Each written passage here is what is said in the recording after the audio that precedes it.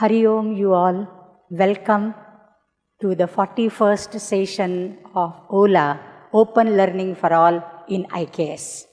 Today I am going to speak on the Vedic Cosmology, Part 2.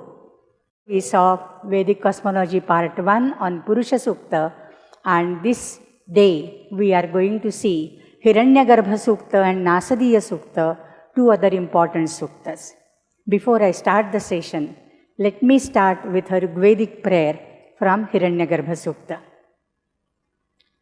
Yah pranato nimishato mahitva eka itraja jagato babhuva ya ishe asya dvipadaha chatushpadaha kasmai devaya havisha vidhema. Let me just briefly translate. One who is the sole king, Eka It, the only Ekameva Advitiya king of this entire universe, which is breathing, pranataha, which is nimishataha, seeing, observing. He is the only king of that. And ya ishe asya dvipadaha chatushpadaha, one who rules the bipeds and the quadrupeds.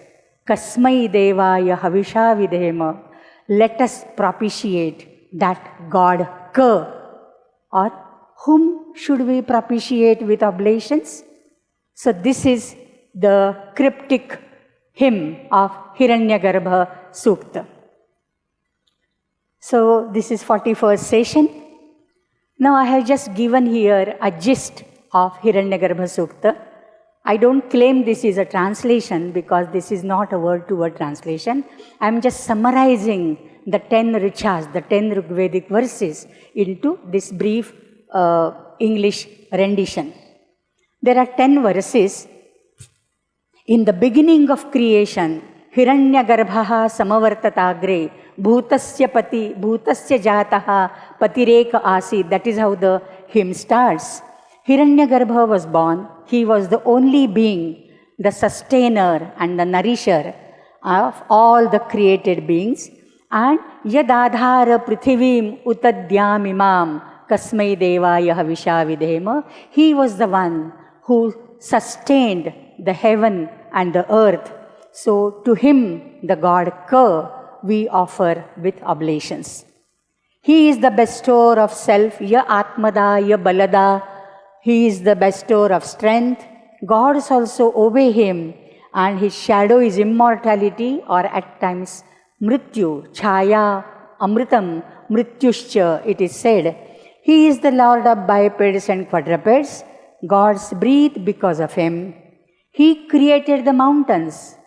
He created the Himavantaha, the snow-clad peaks of the mountains. The oceans, the rivers and the directions are as if his bahus, are as if his arms.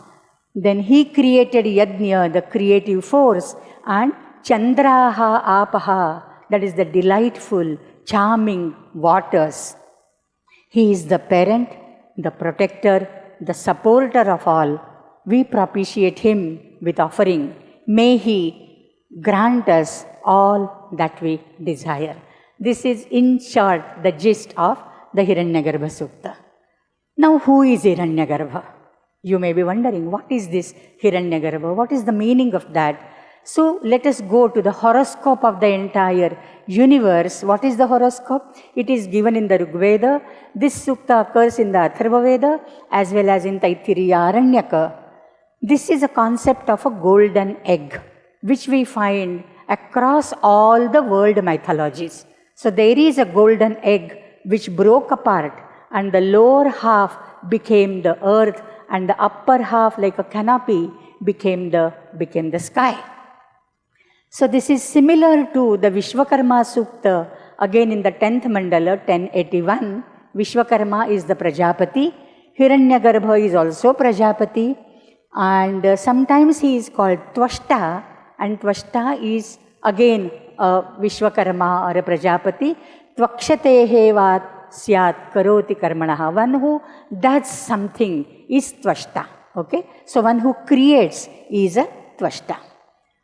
Manusmriti equates him with Brahma, Prajapati, creator. So he could be variously called as Hiranyagarbha, Prajapati or Brahma or Sutratma or Vishwakarma or Tvashta. So many names are there, Vidhata, in the Puranic languages.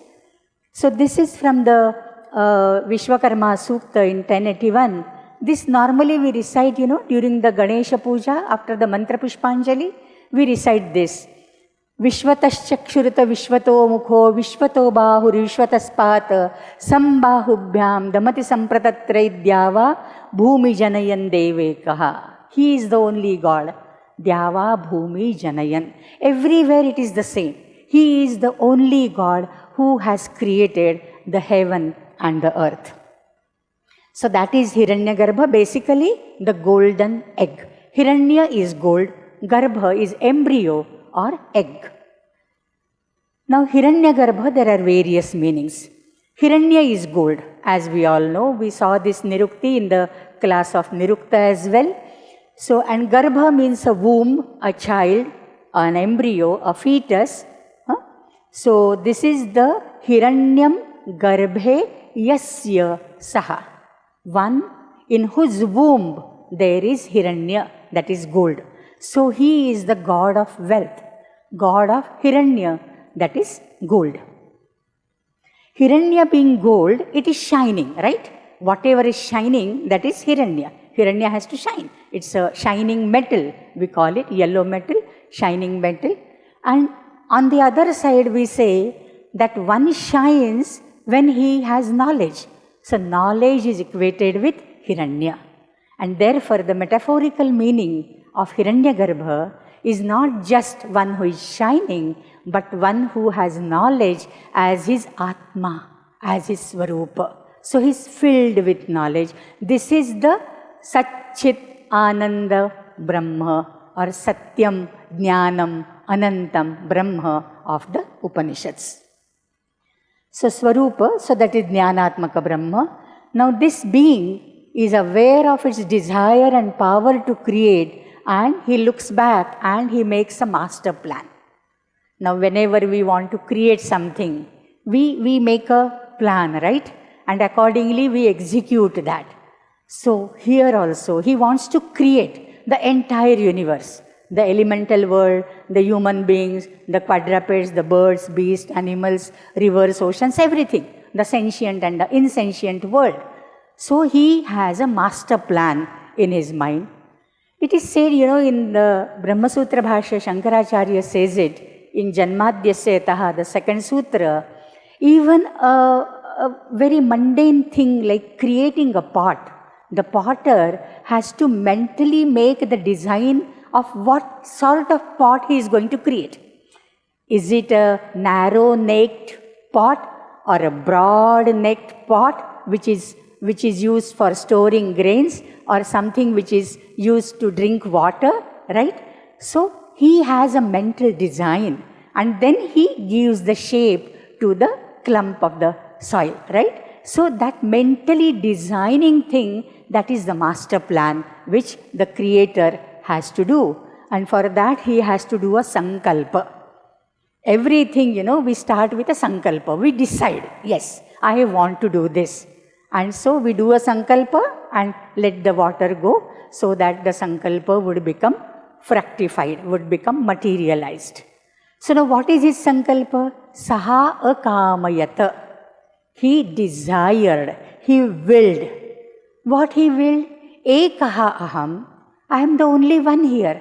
Eka idraja jagato babhuva. He is the only one. There is none to give him even company. So he said, Ekoham bahusyam prajayeya. Let me become many. So that is his will. That is his wish. And then what he did? Saha tapaha atapyata. He did austerities. He did tapas. Tadhi tapaha, tadhi tapaha, tadhi tapaha. So tapa literally means to heat, to burn, and that which heats your body, mind and soul, that is the austerity. Okay? Some sort of sadhana which you do. Saha tapaha atapyata, that comes in the Taittiriya Upanishad. And thus, after thinking, after doing the austerities and all that, the entire creation he held as if in his womb, in his belly, and therefore he is called Hiranyagarbha. This entire creation which is going to be shining, which is going to be manifested, shining here is which is Avirbhuta, which is visible. It's going to be visible sooner or later. He holds it in his Garbha. And that is called Hiranyagarbha. Kasmai Devaya Havisha Vidhema. This is the refrain in the 10 verses except the last one. This is the refrain which comes after every Rigvedic verse in this sukta.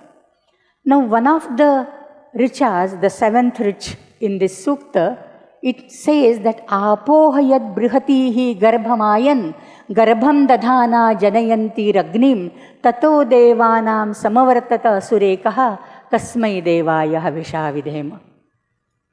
There were waters all over, all over the universe the waters are scattered. In those waters there was laid a seed of Agni, and that became the Garbha. That became the principle of creation, and Tato Devanam Samavartata Asurekaha. That became Ekaha Asuhu, that is the only prana. Asu is prana, the breath. He became the single breath of all the gods, and that is the Ka, the god Ka. Interestingly, there is a story behind this Ka. We are going to see the meanings of Ka here only. So Ka has different meanings. In Aitareya Brahmana, there is a story. In short, the story would be like, it's a dialogue between Indra and Prajapati. And Prajapati tells Indra, "O Devendra, I have given you all my might. Whatever I had, all my strength, I have given to you. Now who am I? Koham, who am I?" And then Indra said, "Because you are asking me in this interrogation, Koham, you will be known as Ka." So therefore, Prajapati got the name Ka. This is an etiological story which comes in the Aitareya Brahmana. And then Ka means Brahma. Ka is Sukha. Kam Sukham. Ka also means Jala. For example, there is a word called Kapi. Kam Jalam Pibati iti Kapihi Nama Surya. He drinks the water. The water gets evaporated, right? And it goes in, collected, accumulated in the solar orb. And therefore, one of the names of Surya is Kapi. And there is a beautiful quotation from Chandogya and the interpretation of that by the great Ramanujacharya, Yasya Kapyase Iva Akshini, etc. So, some other time for that. So, Ka is Sukha or Jala, and Ka vai Prajapatihi, Kam eva eshaha Prajabhyaha Kurute, etc. And interestingly, we have a similar concept. I mean, whatever is there in the Smritis is the Anuvada of the Shrutis. Normally we say Shruti Smriti Puranokta. So Smritis and the Itihasas and the Puranas, they normally repeat what is stated in the Vedic literature. So Manusmriti, for example, has this Athadimbo Jale Tishtan Yavadvai Brahmani Vayaha Tanmadhye Shishurekascha Shata Koti Raviprabhaha. So there was a dimba. Dimba is egg. There was an egg floating in the midst of the vast waters, and in that bimba, in that dimba, in that egg, there was lying a Shishu, a small infant. He was as resplendent as hundreds of suns. Shata Koti, 100 crores of suns. Shata Koti Raviprabhaha. So this is the first creation of the self-existent. First, he is created. Once he is created in the midst of the waters, then there is further creation.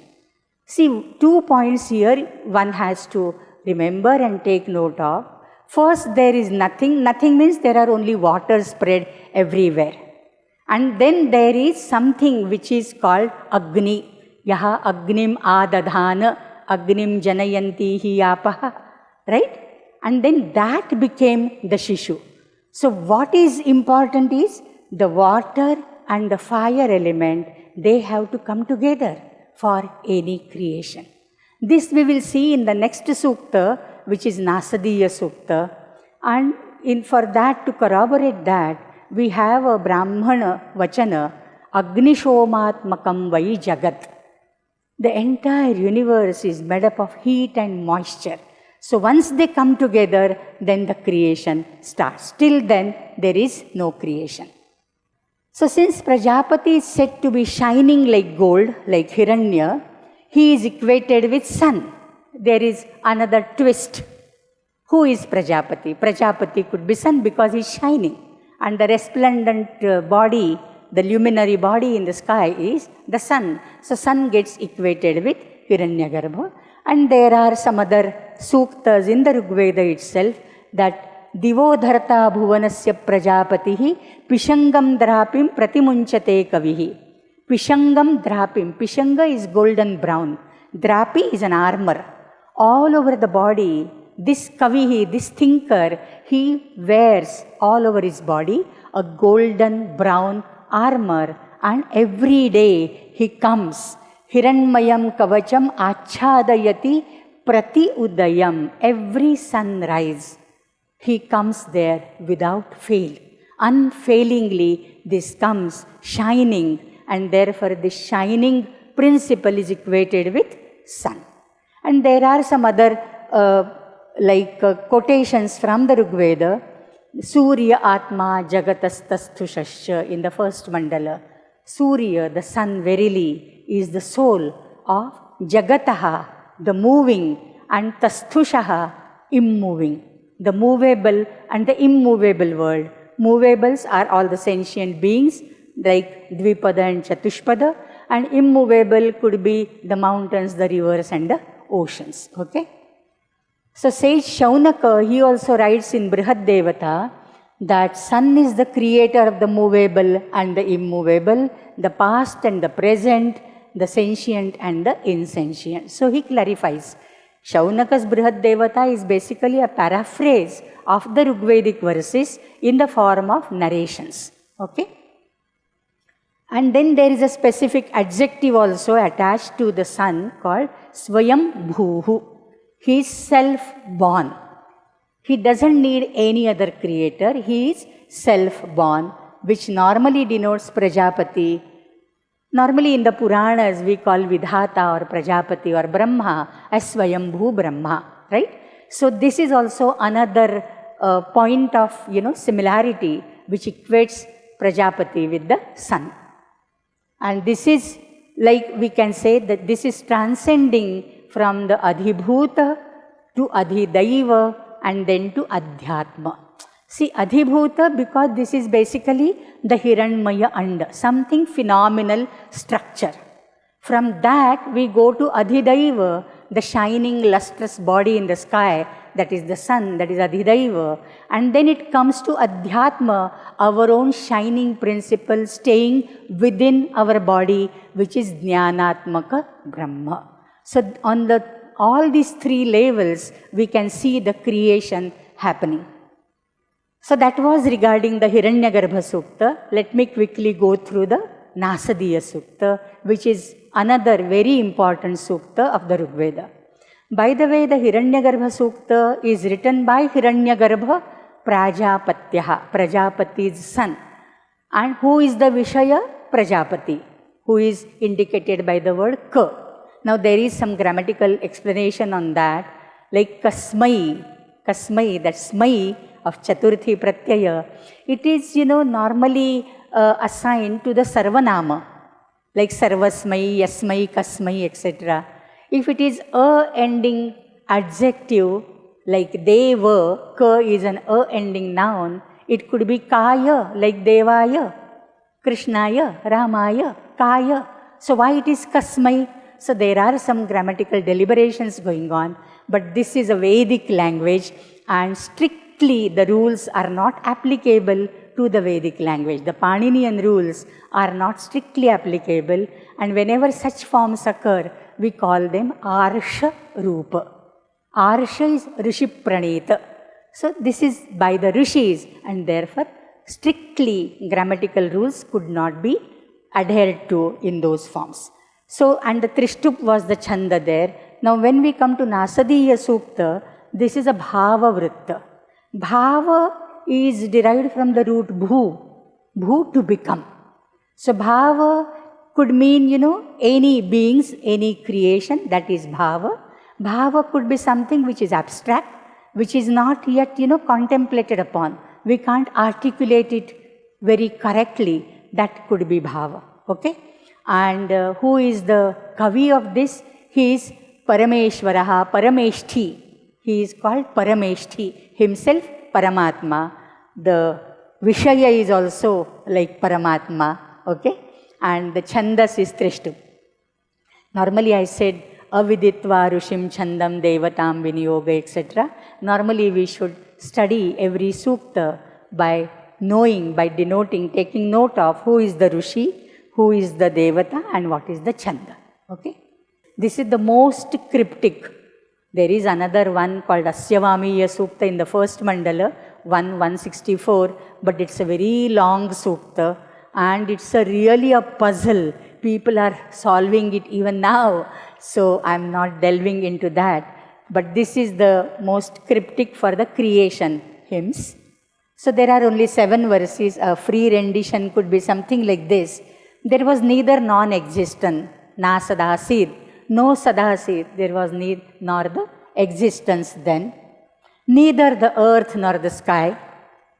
If the earth and the sky are not there, how can you imagine the mid region or the antariksha or the loka, rajansi? No, you can't imagine, because earth and heaven, earth and sky, in between lies the atmospheric region.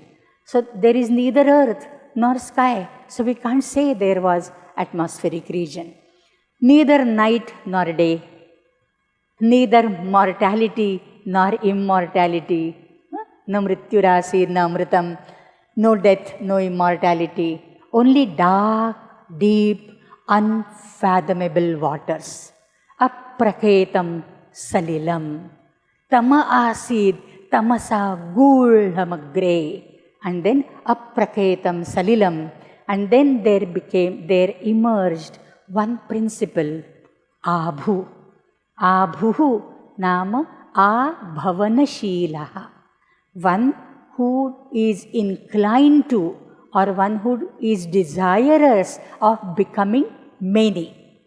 Remember in the Hiranyagarbha Sukta, in the Taittiriya Upanishad I quoted, Saha akamayata, and what? Bahusyam prajayeya. So one becoming many, here also the same principle. There is one thing which is there called abhu. That is not a manifested being. There is something happening. It is in the form of vibration.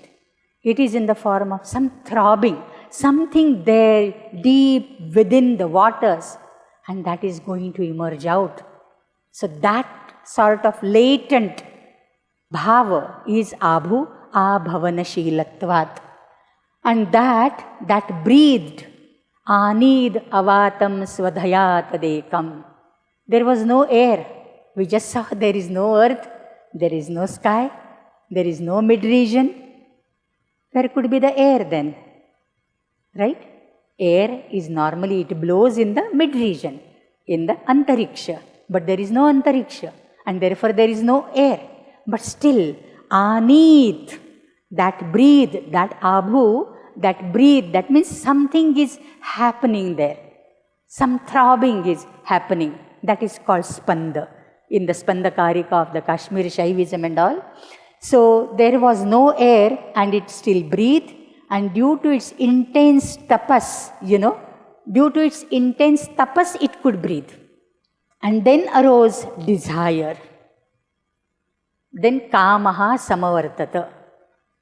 Like Hiranyagarbhaha samavartatagre, here now kamaha ajayata, kamaha samavartata. And what is this desire? Like we saw in Hiranyagarbha, saha akamayata, he thought, he desired, he willed. and then Bahusyam. Similarly here, it is said in the Upanishads, he was the only one principle, Eka It, and Sa Ekaki Naramate. All alone, no company, come on, what sort of enjoyment is there? He needs somebody to enjoy, to share, to care for. And therefore, he went ahead with the creation. That is the story in the Upanishads. So then arose the desire, the seed of mind, Manaso Retaha. For Kama, it is called as Retaha, that is the seed of mind. Kama emerges where? In our mind. Manaso Retaha. And the two principles, namely the Retodha and Mahima. There are too many complicated interpretations on this. I would better stick to Sayanacharya. But here I have mentioned roughly, briefly, Retodha could be the male principle and Mahima could be the female principle according to many Western scholars. And these Western scholars are greatly followed by many of the Oriental scholars as well. But Sayana would say, Retodhaha are the human beings, or for that matter, sentient beings. Sentient beings who have that procreative urge. That is Retodhaha. So they are the Bhoktaraha. They are the enjoyers. And Mahimanaha, that is something which is great, that is the oceans, the rivers, the mountains, etc., etc. So that is Mahimanaha, which is the Bhogya Jagat. So there is the enjoyer and the enjoyed, Bhokta and Bhogya. So both these worlds were created, that means the sentient as well as the insentient. So that is the meaning of Retodha and Mahima according to the great Sayanacharya. Now, did it happen like this? I am just giving you the gist here. Did it really happen like this, whatever I am giving you the flow, the step-by-step creation? Who knows? Ko Adha Veda, Ka Iha Pravochat. Is there anybody who really knows it? Is there anybody who can proclaim or declare, yes, it is like this? There is none. What is the material cause and what is the efficient cause of the creation? Kuto jataha, kuto ajataha, kutaha iyam visrishtihi. 2 times kutaha is, the word kutaha is used, and it is significantly interpreted by Sayana as the Upadana Karana and the Nimitta Karana. I may tell you in brief, for creation of anything, you need minimum 2 causes. One is the Upadana Karana, which is the root cause, the material cause. For example, to create a pot, what we require is the soil, the earth, the mud. So Mrittika, that becomes the Upadana Karana. But simply because there is Mrittika around, can the pots get created all of a sudden? We need a potter to give the shape to the Mrittika and make a pot out of it. So potter, Kumbhakara, becomes the Nimitta Karana. So these are the 2 Karanas for any creation. For example, a bangle or an earring of gold. Gold is the material Karana, material cause, and the goldsmith becomes the Nimitta Karana. So for this entire universe, what is the material cause? What is the efficient cause or the Nimitta Karana? That is the question asked by this Parameshti Prajapati. Even the gods don't know. Deva Arvak. We normally have, this is all created by God. All this universe is created by God. So did gods create this? But even gods were created. Right? Gods were also created. So one who created the gods, he must have created this. So we can't ascribe this Srishti to the gods because gods are Arvak. They are also very recent. They are produced. They are created by that one being. And therefore we can't ascribe this to the gods. Then even the gods don't know as they are born later. So, yo asya adhyakshaha parame vyoman. There could be some adhyaksha who is sitting on the highest heaven, the seventh heaven, normally it is said. Yo asya adhyakshaha sa angaveda yadivana. Does he know it or doesn't he know it? Does that adhyaksha know that he is the creator? So this is left unanswered. Yo asya adhyakshaha parame vyoman. Is he the creator?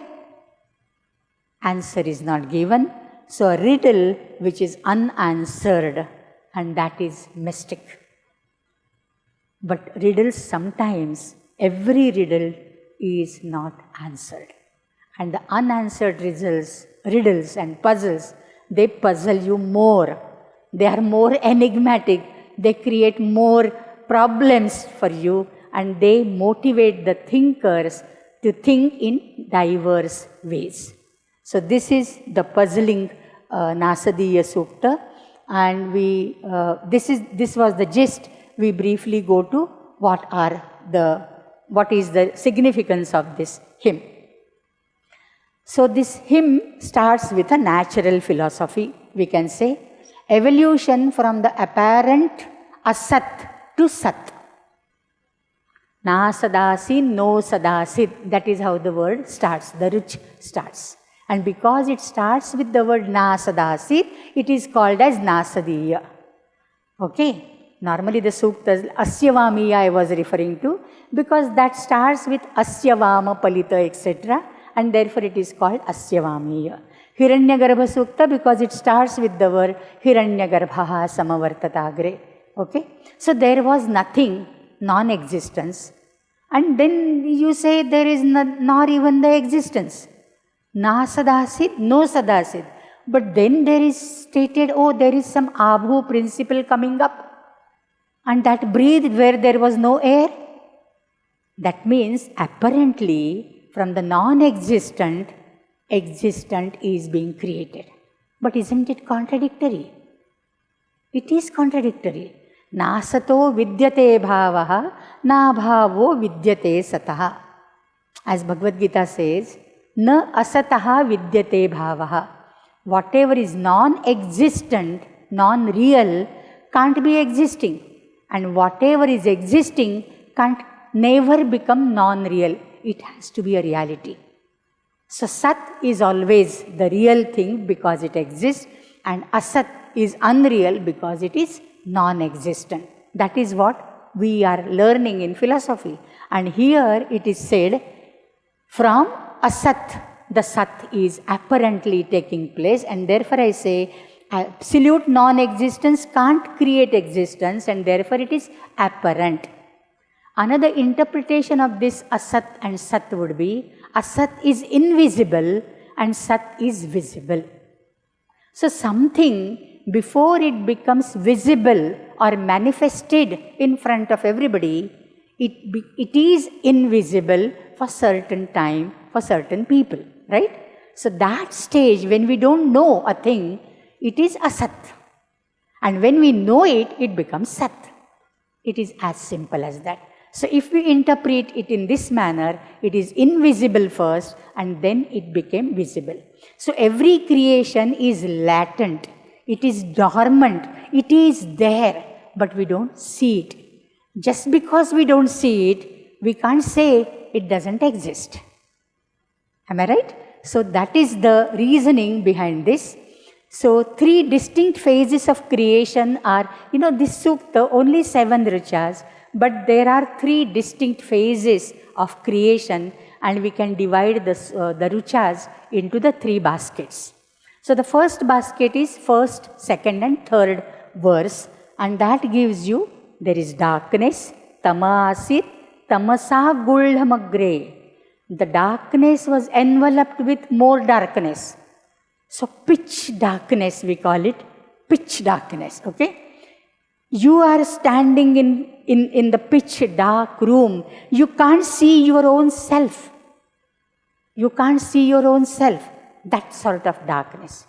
But when you are standing in such a dark corner, don't you realize that this is me? Do you need a light to see, to know that this is me? How do you understand that? That is because of the inner light. You don't need an external light, right? So that type of darkness. So darkness, undistinguished waters, apraketam salilam, I said. Kita is to know. Kita jnane. Praketa, prakarsha jnana. Apraketa, not knowing distinctly what it is not. And therefore undistinguishable. So that one principle was enveloped by dark waters from all sides. There is darkness, there is water. So this is the moist darkness. The darkness tinged with moisture. So this is a moist darkness. Just imagine, every creation happens in moist darkness. You sow a seed in the womb of the earth, in the darkness. There is little drop of water, you water that seed, so that moist darkness, and then there starts a creation, the sprout comes forth, right? So everything, even the insects, the germs, in the cow dung we see the germs, so many germs are there. So many worms are there in our body. It is dark, but it is moist. So this is moist darkness. This resembles the amniotic fluid, the Garbha Jala. It is all dark there, but the Garbha is floating inside. The Kalala, the Budbuda, the Pinda, the Mausa Pinda, it floats in that amniotic fluid. It is surrounding the fetus. So this type of information is given in the first three richas. In the fourth rik, it is given, it is Kama, the desire arose, the rise of Kama. It is the will, the desire, and it is aptly called Manaso Retaha, the seed of the mind. And then you can compare it with Saha Kamayata, Sa Ekaki Naramate, Bahusyam Prajayeya, Indro Mayabhi Pururupayate. So many, Ekam Sat Vipra Bahudha Vadanti, one becoming many is the underlying principle of all the creation hymns. One becoming many. So that was the second part. And the third part is 5th to 7th verses. It's like a wrapping up and, saying that, oh, I'm sorry, I don't know really how to solve this puzzle. This is a puzzle. The entire universe is a riddle, is a puzzle, but I am unable to solve it. Have we ever seen creation happening? When it happens, we don't see it. After it happens, we see it. After the sprout comes from the earth, while coming, it is coming slowly up. We can't see that. It is animated only, right? Last time also I said the same thing. So one is procreating, one is generating, and the other is sustaining or supporting. I told you the meanings of Reto, Dhaha and Mahimana. This is the interpretation. But I also told you what Sayanacharya interprets it like. And here in this sukta, elemental creation is not referred to at all. In the last lecture we saw, in the Purusha Sukta, there was the elemental creation. Even in the Hiranyagarbha Sukta, we have the directions, the sun, the moon, the oceans, the rivers, mountains, everything is created. But here in the Nasadiya Sukta, we do not come across elemental creation at all, as we saw in the previous suktas. So what is the process now? Just to wrap it up, in the 5th and 7th, it is a wrapping up, okay? There is darkness, tama asit tamasa gulhamagre. Again, one grammatical input I would like to give here, gulham agre. How come lakara comes in the Veda? In Sanskrit, we don't have la. There is only la, kamala, not kamala. Then how come in the Rigveda, the ancient most Sanskrit text, we come across la? In fact, it comes in the very first sukta, Agnimile Purohitam. So there is a rule, Achmadhyasya Dakarasya Lakarasyat. And da becomes la when it is caught between two vowels. And da plus ha, Mahaprana, becomes la plus Mahaprana, la. And therefore here it is Gudha, dha, dhakara. and that dhakara, because it is caught between two ach, two vowels, it becomes alha, alha plus mahaprana alha. So there is tama asit tamasa gullamagre, then apraketa salila, but the very apraketa, it is undistinguished, but it is salila, salgatau. Sal is the root, which is gatyarthaka, it shows movement. So it is prone to movement. It is prone to becoming.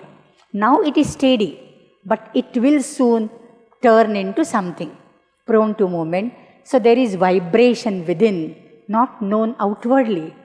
When you see a river and you feel, oh, how still the water is. But there are so many things happening beneath the waterbed. We don't see them because it is not visible. There are so many things happening, right? But we don't see. Just because we don't see, we can't say it is not there. Same principle. So here, there is vibration within, but not known outwardly. There is a self-animated, potent being. Abhu, Abhavana Shila. And that itself is the spanda. Then there is the tapa, austerity, as in the Hiranyagarbha Sukta also there was austerity. And in the Purusha Sukta, if you remember, there was yajna. Tapa, I said, is to heat, to burn. It is equivalent to tapana is the sun, fire. So whatever gives you, the heat and warmth, that is called heat and light, that is called tapana. So the creation begins when heat and moisture, heat and water are combined. Agni Shomatmakam Vai Jagat. So first ever thing, Abhu, it wants to become many. And then it was said that Ani Tadekam Swadhaya. Swadhaya Tadekam Ani Davatam. Now here the word Swadha is mentioned in the Rigveda, and Sayanacharya interprets as Swasmin Dhriyate, Dhriyate, Ashriyate, iti Swadha Nama Maya. So Maya rests with Brahma. So Maya is his power. So Swadha is the power. So that being which is equated with Brahman, I told you, Ekameva Dvitiyam Satyam Jnanam Anantam Brahma. So that Brahma, with its own power, it can become multiple. So it is the Maya, which is Vividha Vichitra Vikshepakari. But at the same time, it is Swarupa Tirodhanakari. So it covers or veils the original nature of Brahma, and simultaneously it creates the multitudes in the outer world. So Swadha is Maya, and Yatha Shuktikayam Rajatasya Tatha Sambandhaha api Adhyasyate. See, we say that Brahman is Nirvikara, Nirvikalpa, Nirguna, Nirashraya. How can Maya stay there with the Ashraya of Brahma? Does it stay in one part of Brahma? Then the Brahma would become Savayava. But Brahma is Niravayava, so it can't rest in one part. Does it rest in the entire Swarupa of Brahman? Then the entire Swarupa is veiled, it is concealed. Then where is Brahma? It is only Maya then, right? So this is only Adhyasa. Sayana says, when we see a piece of silver shining, when a seashell is shining, it is only Adhyasa. It is not the real Rajata which is overcoming the nature or the physical shape and size of the Shuktika. It is only our mental Brahma. It is Adhyasa, it's a superimposition. Similarly, here also it is superimposition.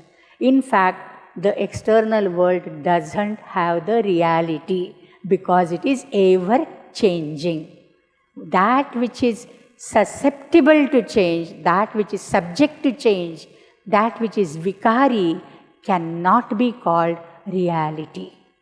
In that sense, Jagat Mithya. So this is how the later philosophy got developed from this. So this, its energy, this Svadha, is the finest form of energy.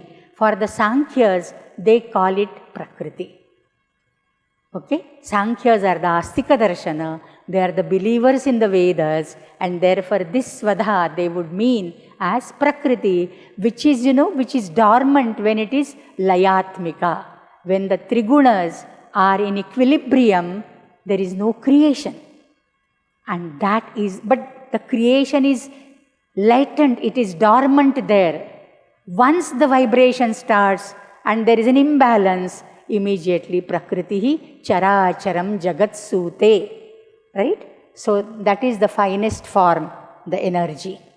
Now this, thereafter Abhu, the step by step is still going on. Abhu, then Kama, then Dvaidhi Bhava, then Tuchena Abhu Apihitam Yadasid.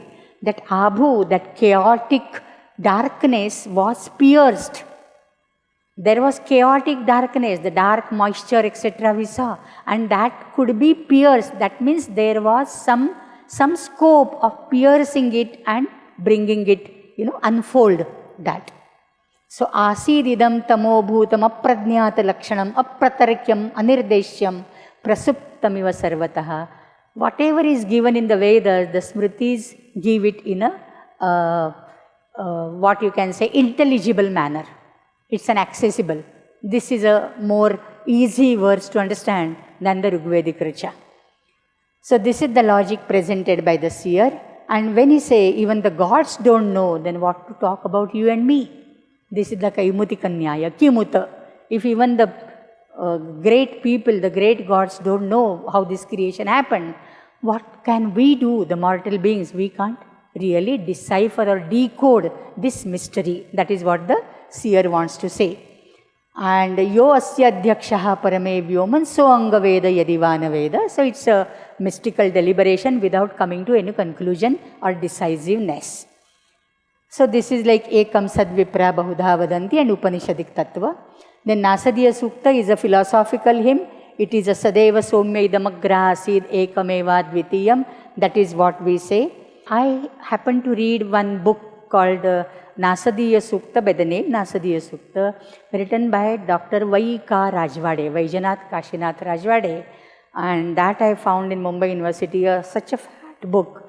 And he has interpreted the entire Sukta as embryology, how the human creation takes place, with figures and graphs and everything. If you can lay your hand upon that, you, the listeners, you can see that.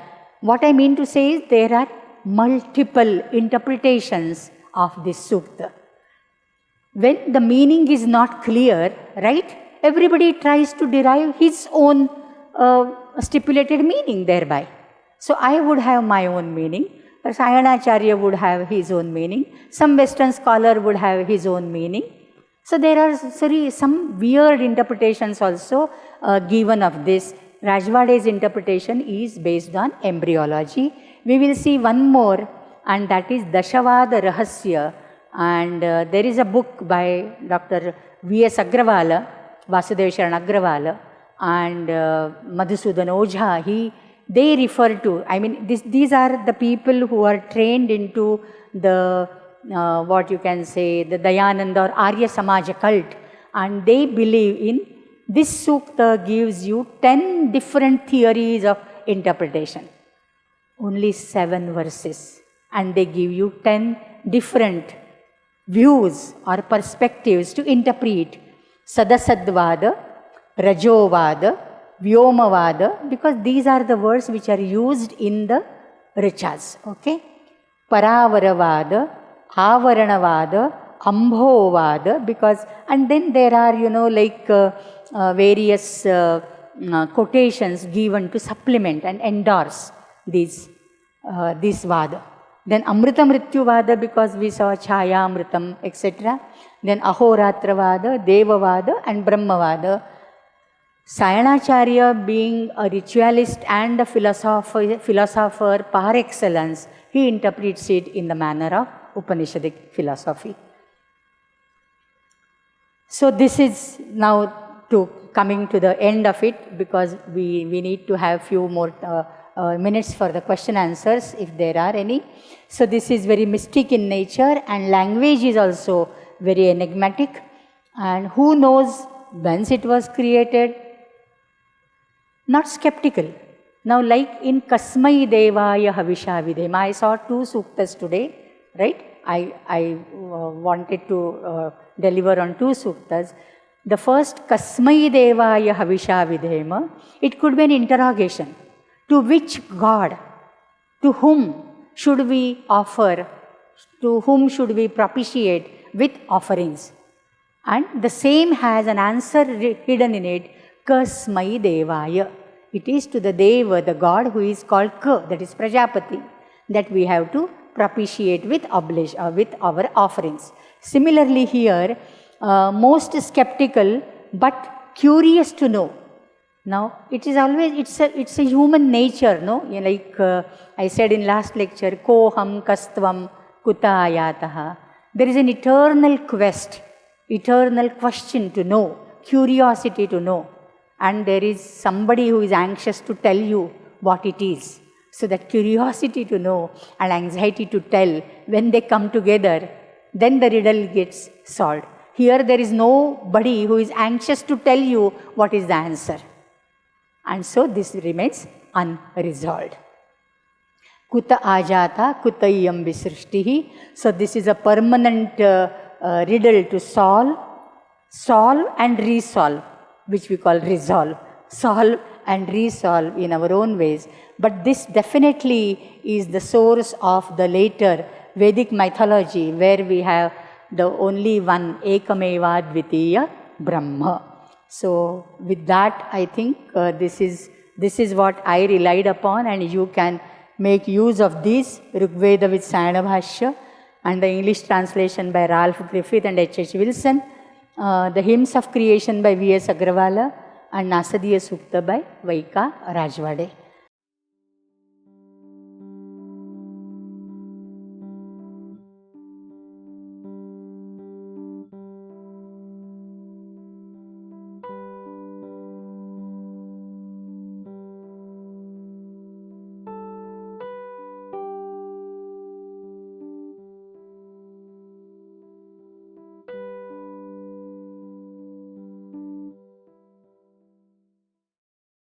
That's a very good question. But then here, this template, as you say, that there is a procreator and there is a sustainer, and that is also like prayatihi purastat and this adhastat, svadha adhastat, that is related to, as I said, by Rajwadeji, to the human creation. And then Retodhaha is the male and Mahimanaha is the female, who gets the Reta and sustains it and then gives birth. So this is just a creation, but to tell you the truth, whatever gets created meets its end.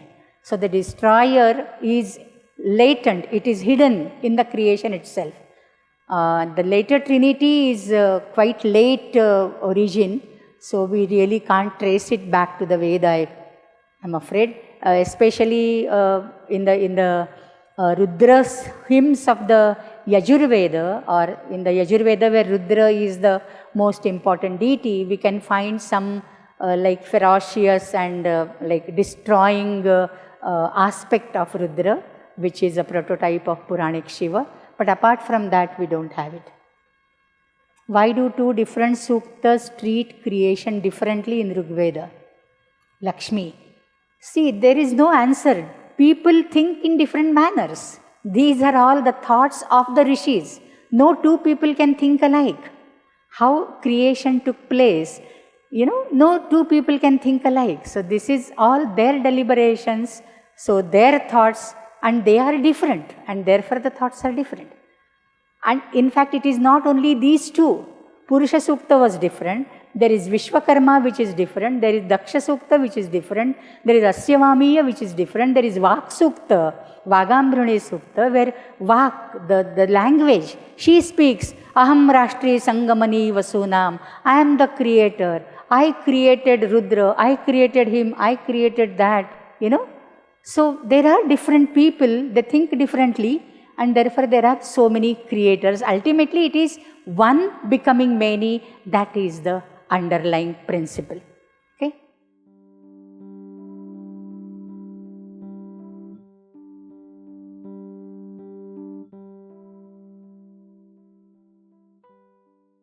Now again, this Brahman who has the desire is the Apara Brahma. Vividam hi Brahma uchyate parancha aparamcha nirvikalpam savikalpakancha.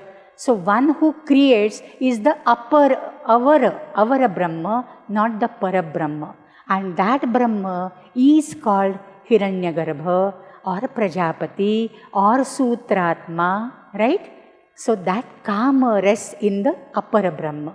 From the transcendental point of view, from the highest point of view, Brahman is Nishkama. There is no Kama. Apta Kamasya ka spruha. In fact, it is said, one whose all desires are fulfilled, will he have any other desire? No. So he is Apta Kama.